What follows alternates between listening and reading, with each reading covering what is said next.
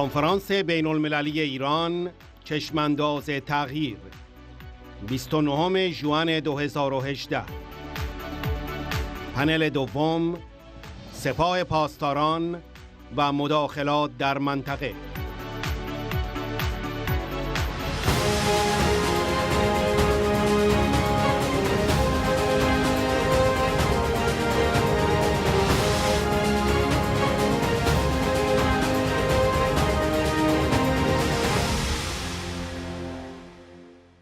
We've used the term meddling for years regards the IRGC involvements, but I think that word no longer satisfies, no longer meets the requirement. Today, I see their activities being described through such words as interdiction, subversion, cancer, and even takeover of Middle East governments.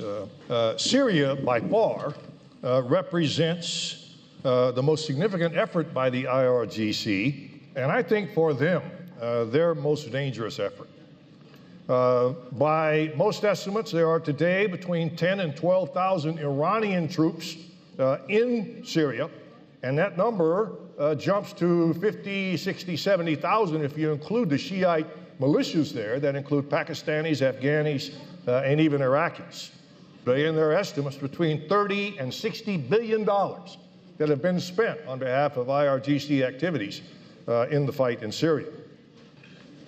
General Soleimani views that the IRGC has achieved tremendous momentum over the last decade. However, they now face situations at home that they have never seen before. Casualty rates that include at least 2,000 Iranian nationals and as many as 4,000 of the IRGC. Significant resources have been spent. Iran normally has a defense budget on the range of $16 billion a year, and much, much more than that is being spent in this war in Syria. Thank you for the opportunity. Thank you so much, General.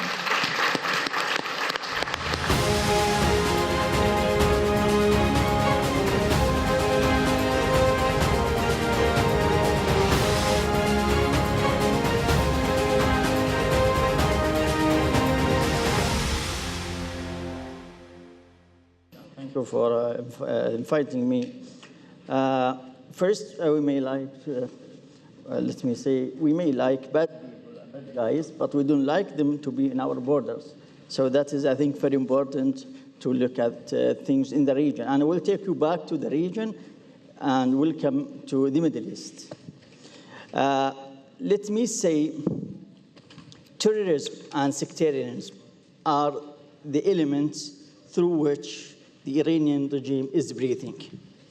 As we in the Middle East are suffering from Iranian Revolutionary Guard, Quds forces, Iranian people inside Iran are suffering from the Basijis. We see them now in Iranian streets during the demonstration, trying to push against those people and to smash them. This is very important. The Revolutionary Guard controls at least 40% of Iranian economy. The Iranian regime is using those militias in claiming they are pushing against ISIS, Al-Qaeda, Jabhat al-Nusra, and other groups. But that is not reality because the Iranian Revolutionary Guard, the Iranian political system, started those issues before those groups appeared. In order to push back against the strategy, we have to create our strategy to confront or contain or push back against this strategy. I think we have 3 or 4 main suggestions. One is legal confrontation through international and regional organizations. This is very important.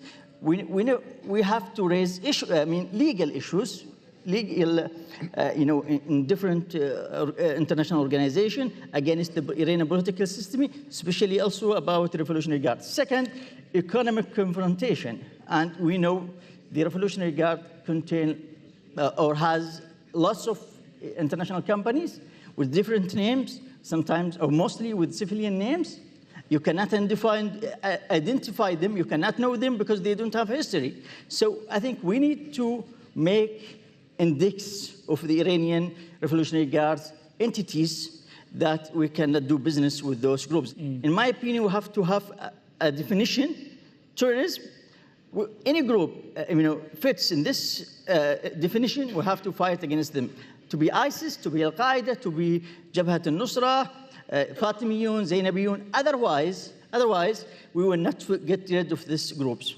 This is important. The fourth suggestion is between the governments, intelligence cooperations and exchange of information about Iranian regime activities and Iranian or Revolutionary Guard entities. If we don't exchange ideas and information, we cannot push back and get rid of Iranian Revolutionary Guard business. Those are, I think, the most important ideas.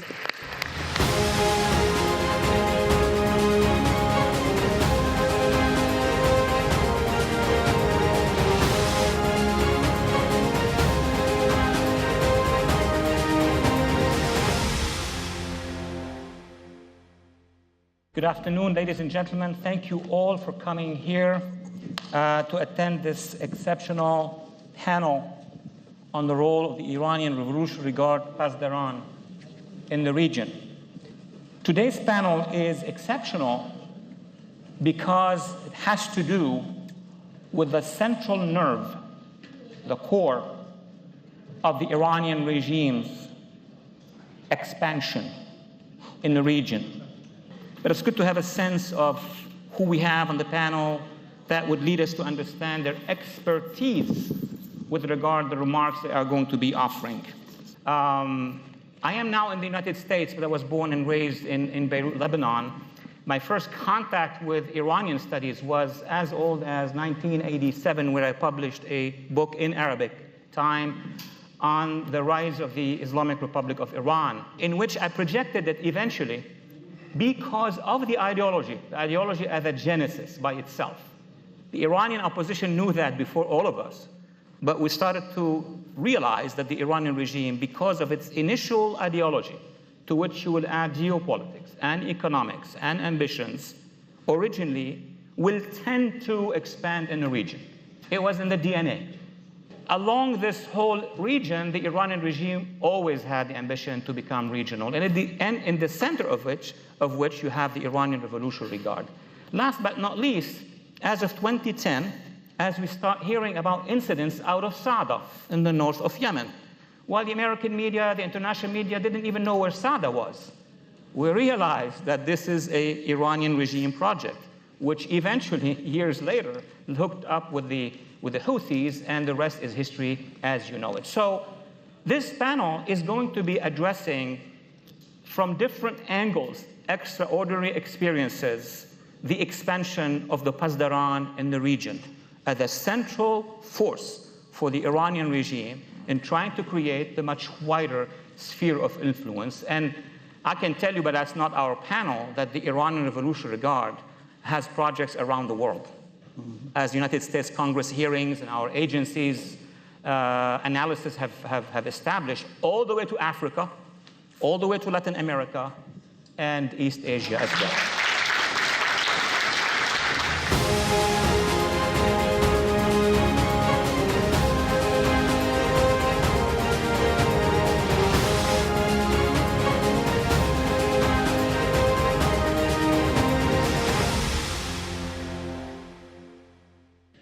The JCPOA and the American reluctance to engage in the region have not moderated Iran's behavior at home or abroad, which is somewhat, I think, the JCPOA was based a lot on hope and some naivete. It didn't work out as it should have. You can argue whether we probably should have kept that and gone harder on Iran over the next several years, but Iran's intervention around the region, and specifically its support for sectarian militias in regional conflicts, drives both Shia and Sunni violent extremism. Currently, Iran's regional ambitions depend most crucially on consolidating its control over Syria and Iraq, and thereby cementing its predominance over the geostrategic heart of the Middle East, and securing a land bridge to Hezbollah and the Mediterranean.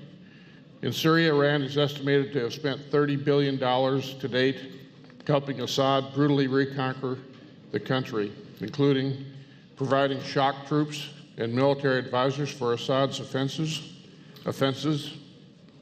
including the infamous Ghouta offensive near Damascus in the spring of 2018, ethnically cleansing former Sunni majority areas retaken by the regime by repopulating them with Iranian-backed militias and their families, allowing Syrian regime forces to take over positions in the southwestern Syria opposite Israel and Jordan by withdrawing Iranian-aligned militias, when in fact Iranian militias are just staying and donning Syrian uniforms, continuing to supply pro-Assad militias in Syria and build military bases for the IRGC and its proxies in Syria.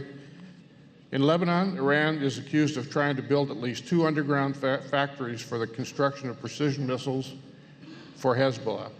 On March 15, Secretary Mattis said the Iranians used Yemen as a weapons proving ground. Iran's aggressive meddling around the region and the expensive bill it rung up in the process contributes directly to the causes for growing unrest at home. Iran's aggressive since December 2017, multiple waves of protest, as you all well know, across Iran have arisen due to the regime's economic management, systematic corruption, and suppression of basic freedoms for Iranians. Repeatedly, protesters' grievances expanded to include the regime's support for Hezbollah and the cost of intervention in Syria.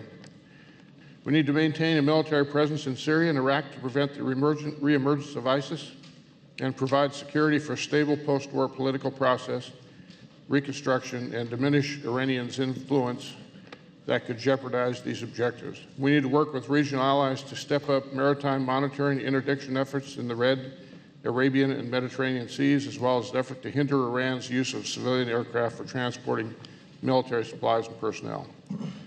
So, thank you. Thank you so much, General.